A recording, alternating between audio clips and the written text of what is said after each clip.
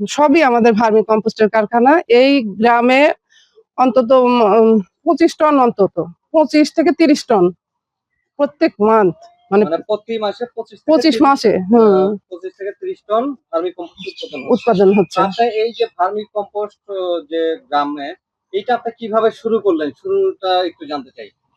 শুরুটা করছি আমাদের কৃষি সম্প্রসারণ অধিদপ্তর আমাদের সিআইসি একটা গ্রুপ করছিল। সেই গ্রুপে আমরা যখন ওখানে যাই তখন আমাদের বলে যে আপনাদের নিজের একটা মূল মানে টাকা থাকতে হবে। তখন আমরা 30 জন মিলে মনে করলাম যে আমাদের টাকা থাকতে হবে, তো আমরা 200 টাকা করে তুলি প্রত্যেক মাসে। এই এর মূল মানে সভানেত্রী আমি এমিলি নাসরিন। তখন আমরা তুলে সেরে যখন 5-6 মাস হয়ে গেল, টাকাটা অনেকই হয়ে গেল, তখন আমরা ভাবলাম কি টাকাটা খালি ব্যাংকেই থাকবে, তো আমরা কিছু করবো না। তখন স্যারকে যে বললাম যে স্যার আমরা কিছু করতে চাই। স্যার বল কি করবেন? আমি একটা বলেন যেটা মেয়েরা ঘরে বসে করতে পারে, বাহিরে না যাওয়া লাগে। তখন স্যার বললো আচ্ছা আপনারা যদি জৈব সারের একটা ট্রেনিং নেন। আমরা 2 জন মিলে গিয়ে ওই জৈব সারের ট্রেনিং নেওয়ার পরে আমি এই 30 জনের একটা মিটিং করে বলি যে আমরা হচ্ছে সবাই একটা করে রিং করব। রিং করে আমরা প্রথমে দেখব যে এটা আসলে কেমন তখন আমরা হচ্ছে একটা করে করি, একটা করে প্রত্যেকের নাম লিখে দিই। এই ঘরটাই তো করছিলাম, প্রত্যেকে 30 জনের 30টা নাম লিখে দিছি যাতে প্রত্যেকে পরিচর্যা করে। প্রথমে আমাদের বিক্রি হলো না, মানে এমন অবস্থা, কোথায় কাক বিক্রি করব এই করতে করতে মনে কর 2 বছর অন্তত কেটে গেল। কিন্তু 3 বছর থেকে দেখলাম যে আমাদের বিক্রি হচ্ছে। তারপর 3 বছর তখন আমাদের যখনই বিক্রি হওয়া শুরু হলো, তখন আমরা বললাম যে আমরা প্রত্যেকের বাড়িতে একটা করে ফেলি।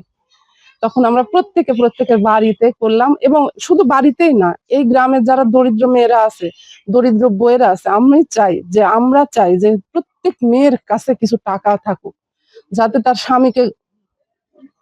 স্বামীর পাশে দাঁড়াতে পারে, তার সন্তানকে পড়াশোনা করাতে পারে, সন্তানের চাহিদা মেটাতে পারে। এই কাজ করে আমরা যে সমস্ত চাহিদা মেটাতে পারছি তা না, কিন্তু কিছু তো দাঁড়াতে পারছি। সেই জন্য আমরা সবাই মিলে মনে করলাম যে এটা করি। তখন এগুলো আরো আশেপাশে যত মহিলারা আছে আমাকে আসে বলে যে ভাবি কিংবা চাচি আমাকে একটু আপনি বলেন কি করে করতে হয়। শুধু এখানেই না, ঈশ্বরদী থেকে অনেক জায়গা থেকে আমাকে ফোন দেয় যে কি করে করব, কি করে কি হবে।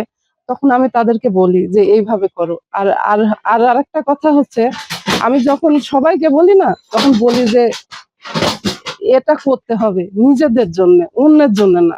বুঝছো? এইভাবে শুরু করছি 16 সালে, 2016 আর 18, 19, 20। এখন তো যথেষ্ট সফলতা আমাদের পড়ে থাকে না।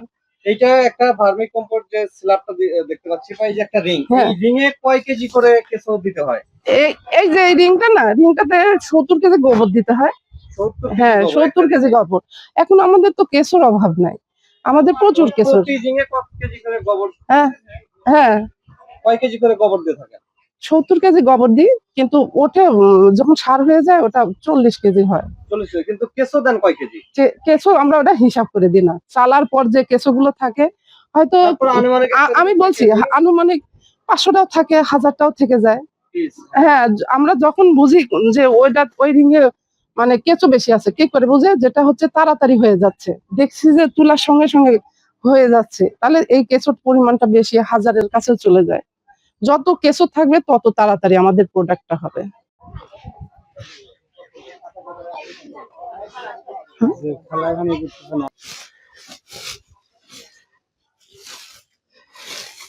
একটা ঝুরঝুরি ভাব হয়, কিন্তু না যখন হচ্ছে আমরা তুলে চালি না, ঝুরঝুরি ভাবটা চলে যায়।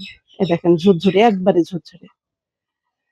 আর একটা আপনাকে প্রোডাক্ট দেখছি যেটা আমি চালিনি, কিন্তু হয়ে আছে, চালিনি এখনো।